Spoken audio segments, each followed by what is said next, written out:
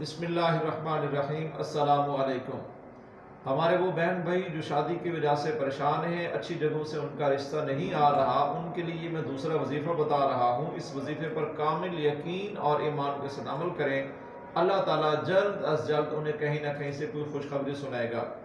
وہ وظیفہ یہ ہے، نماز فجر کے بعد، سورج طلوع ہونے کے بعد، اشراق کی نماز کے وقت، بوقت نماز اشراق 2 رکعت نماز نفل اس نیت کے ساتھ پڑھنی ہے کہ یہ نماز نفل 2 رکعت میرے پڑھنے کا مقصد یا میری نیت یہ ہے کہ اللہ تعالیٰ میری شادی والے پریشانی کے اور جو ہے اس کو حل فرمائے۔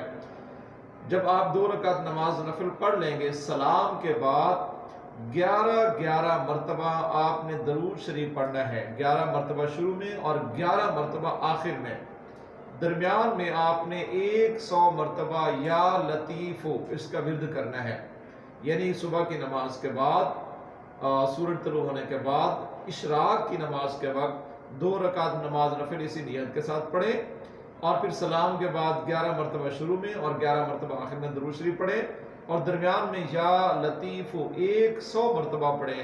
اللہ تعالیٰ آپ کی اس پریشانی کو ضرور حل فرمائے گا انشاءاللہ۔ السلام علیکم۔